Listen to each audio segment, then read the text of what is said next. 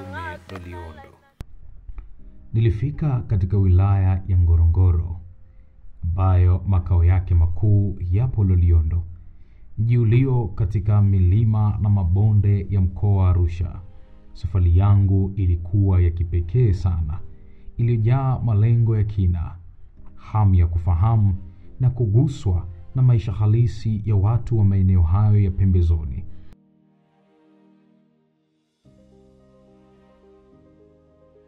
Ng'ombe, kufunga ng'ombe, tunajenga manyumba, tunalima. Loliondo ni eneo lenye wakazi wapatao 172,656, wengi wao wakiwa ni Wamasai pamoja na Wasonjo. Kabila dogo sana duniani, lakini lenye historia na utamaduni wa kuvutia. Katika mazungumzo yangu na baadhi ya wazee wa jamii ya Kimasai, niligundua mambo mengi ya kushangaza. Kumbe hata Wamasai wamesali tangu enzi na enzi. Sio, naona kabla mna makanisani kila mtu anaomba nyumba yake. Alikuwa ameanza kutafuta watu, anajua kanisani ndio watu anaanza miti kama ile. Walinieleza kwa undani kuhusu tamaduni zao, mfumo wao wa kijamii. Wakati umeshatoa fimbo, wale bako mara robaia na lale, nemere ndogo ne kati ya nkangenye. Unaonekana hivi kama wewe ni Masai. Naona kama hii hujashikilia hiyo fimbo yako na simu yako na nyingine rungu ambayo imekana pamoja na simu. Unaonekana kabisa hujakamilika. Kwanza una kifaa chochote cha kuweza kutumia. Na ile simu ni kwa ajili ya kujenga na kila kitu. Historia ya Injili Loliondo. Safari yangu haikuishia tu kwenye utamaduni. Nilipenda pia kufahamu maendeleo ya kazi ya Injili katika maeneo haya. Nikakutana na watumishi wawili, Bwana Amani Chua na Bwana Mjema. Kwa majina naitwa Amani Revington Chua. Hamia huku sasa ndo tukajaribu kutafuta kwamba kuna Wakristo walioko karibu hapa wa Sabato, kama kuna msabato yoyote.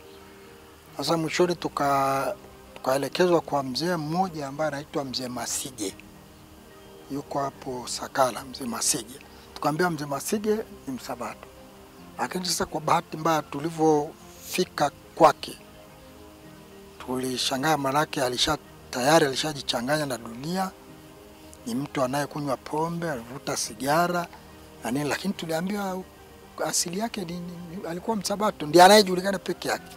Alikuwa anafanya kazi maliasili.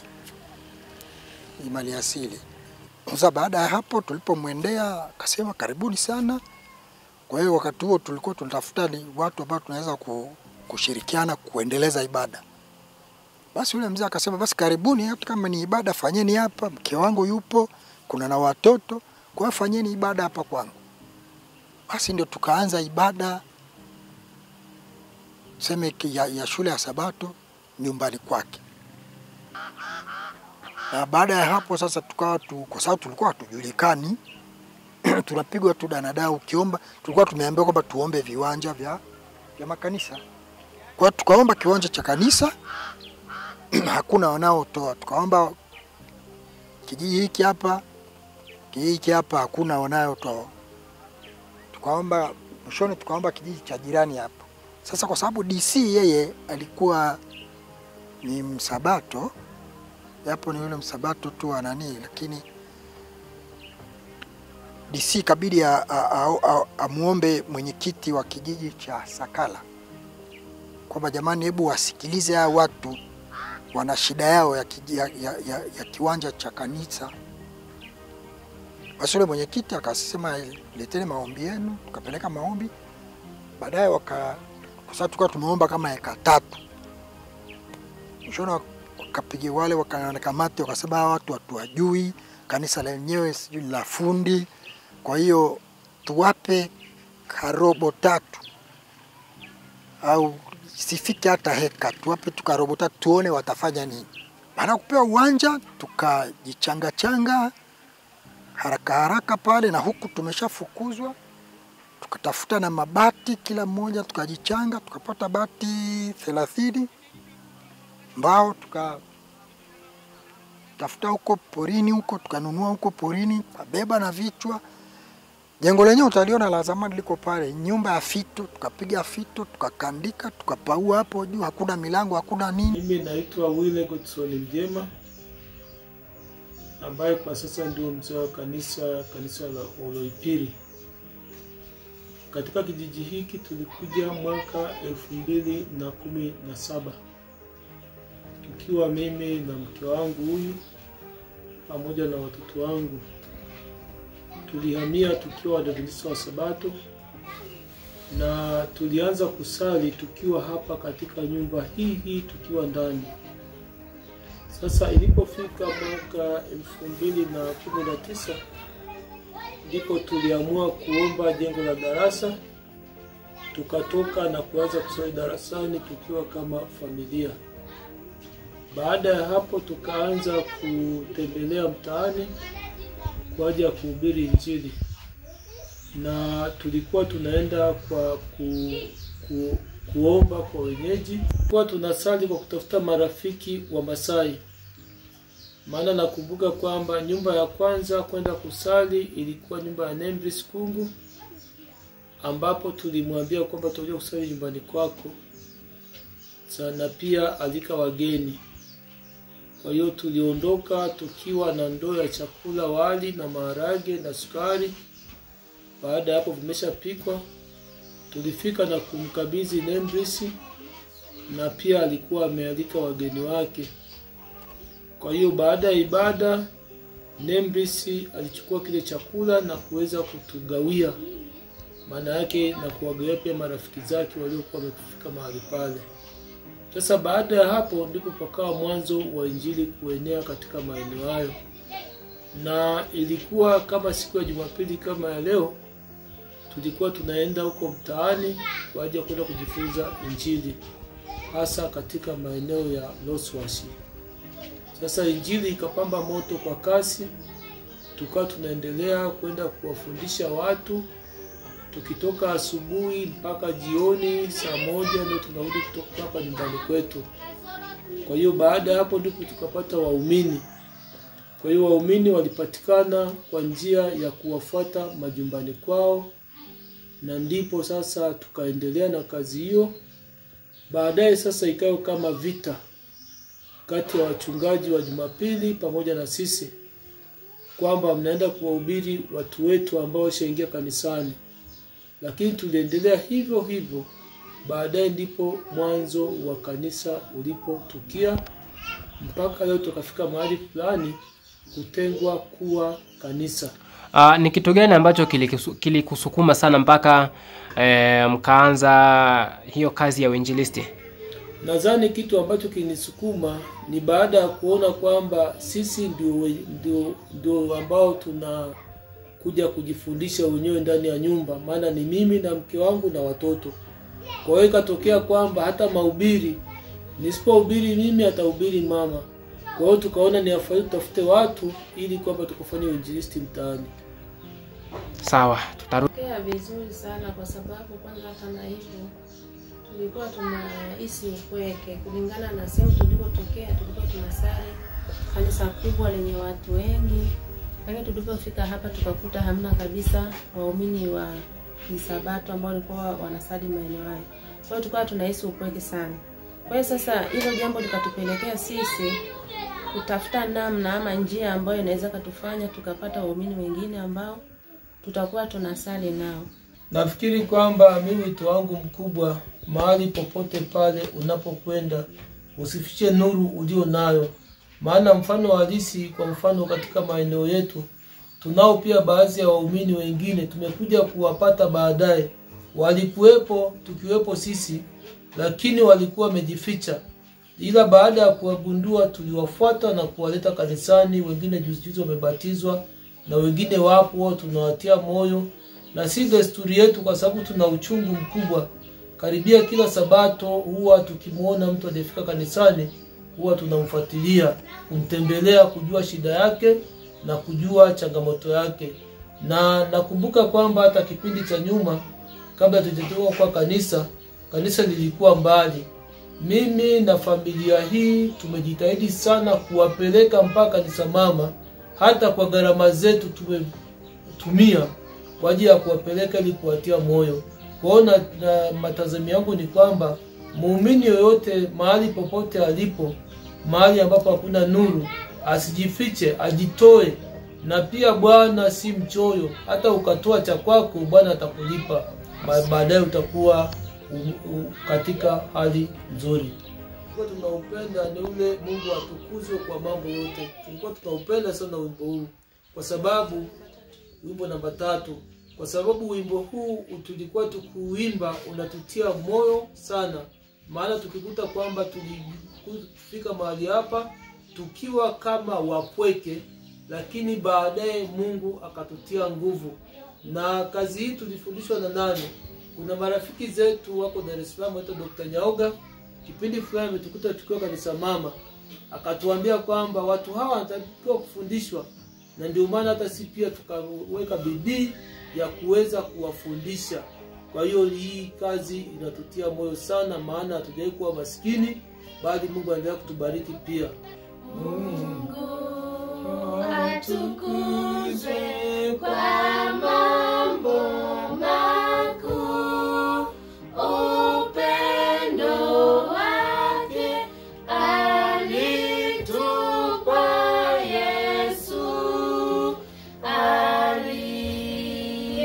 aliyejitoa maisha yake, tuwe na uzima wa milele.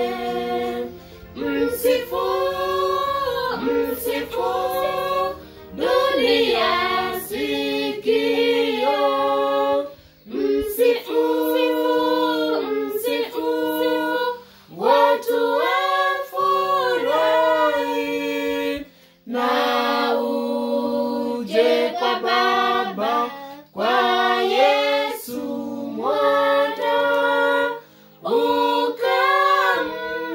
ukamtukuzwe kwa mambo yote. Cha kushangaza na kusikitisha, kazi ya Injili bado ni changa mno. Mchungaji wa mtaa wa Loliondo anathibitisha hili akisema, watu wengi wanatamani kujiunga na kanisa letu, lakini hatuna jengo la kanisa, hivyo wanaona aibu. Swali liloniingia akilini ni wale waliopo kanisani waliopata nuru hii. Nikapewa simulizi za kina jinsi kila mmoja alivyoipokea Injili na kuamua kuwa sehemu ya kanisa la Waadventista wa Sabato. Nimelete tiake kaeto ya karibu sana unajua karanyarage balo. Amesema hivi alikutana na mafundisho na wazi fulani ilikuwa ni huyu. Akapenda, akafurahia mafundisho, akakubali kujiunga. Kato ngibala kanyara sidani nora mujoki duinyal narumoki ashom najo nasema nokale neti amujo karela ke bwana kanisa Sabatoni. Amesema hivi ameona mabadiliko kwamba alipoanza kujiunga kuna mambo tu yamebadilika hivi, anaona kwa nafsi yake, akafurahia kuendelea sasa kuenda. Tiage arusigizwa mpaka arona kasojera. Amesema amempata mpaka na leo bado tu wanafuatilia. Tiage kama lori bemoguralo Sabatoni narondia. Amesema nimewaambia kwamba sirudi tena, na hata nisipoenda kusali huko nitabaki nyumbani. Kajoki akina niside Sabato na rogisia jogi ngidananya ni meru Sabato. Amesema hivi anafurahi sana kuwaambia wenzake pamoja na vijana wake ambaye anao, anawafundishaga na wenyewe wapate kujiunga na kanisa la Sabato. Naitwa Naomi Jeremia Alais. Kwa kweli nimeona mwanga, nimeona na maendeleo ya imani. Pia nimefurahia kwenye semina tunapokuwa tunajiunga, ni makambi. Nimefurahia sana sasa na mafundisho ya watoto. Huwa inanibariki sana nikipata hayo mafundisho. Kwa sasa hivi bado si tunasali kwenye darasa au kwenye chini ya mti, lakini kama mimi ningependa kuwaambia viongozi wanaotuangalia na kututazama wawezi sasa kutuangalia kwa namna ya kutupatia au kutusaidia tupate sehemu ya kusalia kama kanisa. Pamoja na idadi kubwa ya watu, idadi ya washiriki wa kanisa bado ni ndogo mno, wapatao takribani washiriki 454 tu. Hiyo ni sawa na 2.2%. Takwimu hizi kama mlio wa kengele kwa wale wote wanaoguswa na kazi ya Mungu. Bado kuna kazi kubwa ya kufanya. Kanisa bila jengo. Katika maeneo ya Oloipiri, waumini wenyewe wanaeleza kuwa watu wengi wanatamani kujiunga na kanisa, lakini wanashindwa kufanya hivyo kwa sababu hakuna jengo rasmi la kuabudia. Naona kabisa tukipata kanisa itakuwa na mabadiliko, maana watu wengi wanafurahia kuingia ndani ya kanisa. Si wenyewe tulitoka kwenye makanisa, lakini ukienda kusali kwenye darasa naona kama ni tofauti kidogo. Lakini naona watu wengi jinsi wanavyoona kama tungekuwa na kanisa, wanatamani kuja. Kila siku wanatuambia, sasa mbona hamna hata kanisa, tungekuja. Kwa hiyo naona tukiwa na kanisa watu watafurahia kujiunga na kuingia. Hali hii imekuwa kikwazo kikubwa cha kiimani kwa wengi wanaotamani kuungana na kanisa la Waadventista wa Sabato. Mchungaji wa mtaa wa Loliondo anatoa mwanga zaidi kuhusu changamoto nyingine ya msingi, ukubwa wa eneo Loliondo. Naitwa mchungaji Baraka Kibiriti wa mtaa wa Loliondo ulioko Tanzania Rift Valley Field. Mtaa huu uko wilaya ya Ngorongoro, na mtaa huu unahudumia tarafa mbili za wilaya, tarafa ya Loliondo na tarafa ya Sale. Hizi tarafa zina idadi ya wakazi 172,556. Na washiriki tulio nao ukiwakusanya wote kwa idadi ya kuhesabu 1, 2, 3 wanaoonekana wako kama washiriki 230 na lakini katika vitabu tuna washiriki 456.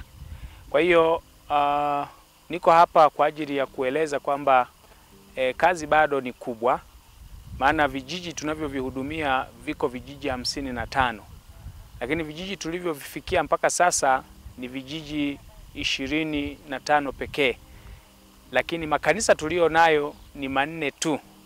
Na hapa niliposimama ni eneo linaitwa Oloipiri. Hapa tuna kanisa. Lakini katika eneo hili hatuna hata jengo la kanisa. Tunapambana sasa tupate jengo ili angalau watu hawa ambao ni jamii ya Kimasai wapate mahali pa kuabudu. Sasa katika vijiji hivyo 55 makanisa nimesema ni 4, lakini tuna makundi 6. Kwa jumla tuna hayo maeneo 10 ambayo tunasema angalau kuna ibada zinaendelea. Sasa kwa habari ya vijiji 30 vyote havijafikiwa kabisa. Hatuna muumini wala hatuna mtu yoyote anayeabudu katika eneo hilo kwa habari ya imani ya Kiadventista. Kwa hiyo eneo hili linahitaji sapoti kubwa kutoka kila sehemu, kwamba watu wanaoguswa waguswe kwa ajili ya kusapoti injili katika maeneo haya. Huku njia pekee itakayotusaidia ni kulipia wainjilisti wanaoweza kukaa katika maeneo tofauti tofauti, kuwalipia aidha kwa mwaka mzima au miaka miwili. Lakini pia njia ya pili ni kujenga makanisa. Tuko katika harakati za kutafuta viwanja, lakini tukipata wafadhili viwanja ni rahisi kupatikana na makanisa yakajengwa. Kwa hiyo tunaomba nguvu kubwa sasa kutoka popote pale ili tuunganishe juhudi, kazi ya Mungu isonge mbele katika maeneo haya. Bwana atubariki sana. Jiografia na baadhi ya vijiji havijafikiwa kabisa na injili. Hakuna hata muumini mmoja alianzisha mwanga wa kiimani huko. Hata hivyo, katika kijiji cha Maalon kunaye mwanamke jasiri aitwaye Hairusha Molongo, mwalimu wa shule ya awali ambaye si Msabato, lakini amekuwa chombo cha kueneza nuru. Hairusha aliguswa na ujumbe wa Sabato na kuamua kutoa darasa moja la shule kwa ajili ya ibada ya Sabato. Zaidi ya hilo, amekuwa akiwakaribisha na kualika wengine kushiriki ibada hiyo. Majina naitwa Hairusha Molongo. mimi kwani nimejitoa mwenyewe kuwa msabato. Maana siku ya kwanza nilipopatikana, huyu mwinjilisti alipokuja nyumbani akanikuta nimekaa hapo nyumbani kwangu. Akaanza kuniambia maneno kidogo kupitia Biblia. Sasa alipoanza kuniambia hivyo, nikamuuliza nyinyi ni wakina nani? Akaniambia sisi ni watu tunazunguka kuambia watu neno la Mungu. Sasa nilipowasikiliza hivyo, akaniambia sisi ni kanisa la Sabato, tunasali Sabato. Nikawauliza hivi Sabato sasa ni kanisa gani? Maana kweli Sabato tunasikilizaga, lakini hatujawahi kujua ni kanisa la aina gani. Akaniambia Sabato kwa ni kanisa la tunasali siku ya Jumamosi. Sasa waliponiambia hivyo, ni wakaniambia tusogee kidogo tukakueleze maana ya nini ya Sabato. Sasa waliponipeleka chemba kidogo, tukaenda tukakaa, wakanieleza vizuri, na mimi nilivyoelewa vizuri ndio nikaamua nikaingia kwenye kanisa la Sabato. Waliponiambia hivyo, waliponieleza maneno yao ya siku ya Sabato, nikawa nimeelewa vizuri. Na mimi siku hiyo nikaamua niwape darasa ili waje siku hiyo kuabudu, ili niangalie kama nitawahamasisha wengine na wao wajue kanisa la Sabato. Nawaambia namshukuru Mungu, maana watu wamenielewa vizuri, bado tunasali hapa wote. Kwa hiyo namuomba Mungu aniwezeshe kabisa ili watu waweze kunielewa na kuja tusali wote pamoja.